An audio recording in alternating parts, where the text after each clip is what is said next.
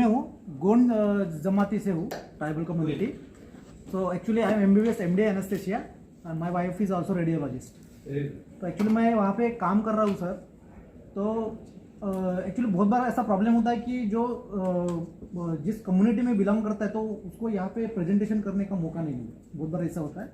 मैंने काफ़ी ट्राई किया, उसके बाद मुझे 12 तारीख को रात को 8:10 में मुझे यहाँ पे आने का इन्विटेशन मिला। काफ़ी बार मैंने यहाँ पे फ़ोन किया, तो कोई टेक्निकल प्रॉब्लम भी हो सकता है, मैं आपको दोष नहीं दे रहा हूँ। मुझे ऐसा लगता है सर कि जितनी भी NGOs है वो सच में ट्राइबल आदमी उसको कंडक्ट कर रहा है क्या, ये भी ज़्यादा जानना ज़रूरी है। ठीक है कि जो देखा जाता है कि जो ट्राइबल आदमी के दुख और दर्द कोई दूसरा बंदा यहाँ पे आके बताता है। प्रॉब्लम क्या होता है सर कि कोई हिंदू जाता है, कोई क्रिश्चियन जाता है, वैसे आदिवासी कम्युनिटी की तो कोई किसी धर्म में नहीं होता है। ये NGO वाले क्या करेंगे कि वहाँ जाके अपने धर्म का प्रचार करेंगे। उनकी धार्मिक भावना, उनकी सामाजिक भावना को चोट पहुँचती है सर। तो अगर कोई भी आपकी जो योजना होती है, अगर आप उनके जो NGOs है जो उन्होंने इस्टेब्लिश की एक ट्राइबल कम्युनिटी के लोगों ने, आप उनको देते हो तो भाषा का कोई प्रॉब्लम नहीं आएगा।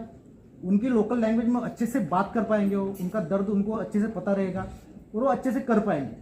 दूसरी बात ऐसी होती है सर कि कई बार ऐसा हुआ, एक पेशेंट था कि ज़बरदस्ती उसको एम्बुलेंस घर में गई, उसकी डिलीवरी हॉस्पिटल में की गई। बाद में हॉस्पिटल में डिलीवरी करने के बाद उसको कॉपर टी डाली। कॉपर टी डालने के बाद ऐसा हुआ कि वो 5 साल तक प्रेग्नेंट ही नहीं हुई। उसको समझ में नहीं आ रहा था कि मैं प्रेग्नेंट क्यों नहीं हो रही। मेरी वाइफ रेडियोलॉजिस्ट है, वो हमारे पास आई, किसी ने बताया कि आप जाके सोनोग्राफी करा लो। तो वहाँ देखा तो वहाँ पे कॉपर टी इंस्टीट्यूट थी। तो उसके बाद बोला कि जब कॉपर टी है तो आप प्रेग्नेंट कैसे हो सकती हो। लेकिन वो तो अनपढ़ है बेचारी, उसको तो समझ में नहीं आएगा। मतलब आप ज़बरदस्ती आप डाल के ऐसा नहीं कर सकते सर, उनको आपको एजुकेटेड करना ही पड़ेगा।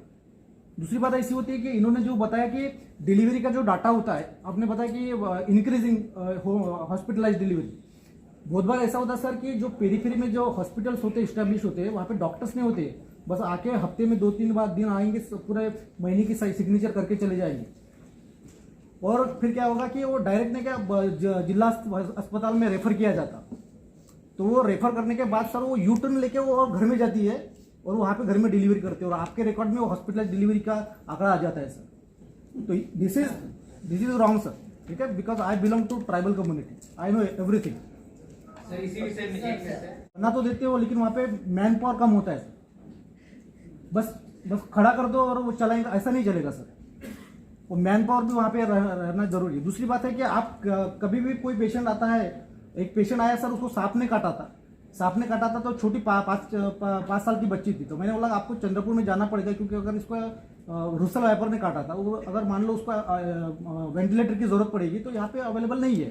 तो उसने कहा कि गाँव में मांत्रिक नहीं था, इसलिए मैं यहाँ तक आई हूँ, पर यहाँ से मुझे आप जिला अस्पताल में नहीं भेज सकते, मैं रिटर्न चली जाऊँगी।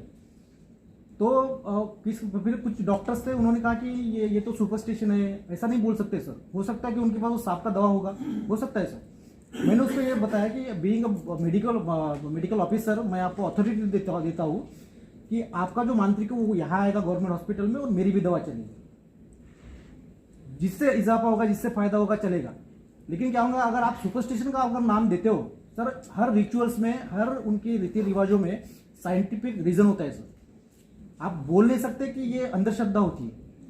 आपको पहले उनके साथ मिलना पड़ेगा, उनके साथ रह के काम करना पड़ेगा, तभी उसका आप विश्वास ले सकते हो, उसके साथ आप अच्छे से काम कर पाओगे। यहाँ हो सकती है इमोशंस बहुत very well, thank you for all your thoughts. जब आप बोल रहे थे ना आप हम लोग तो उसका पार्ट नहीं है, हम सब लोग मिलकर will try to solve the problem सब।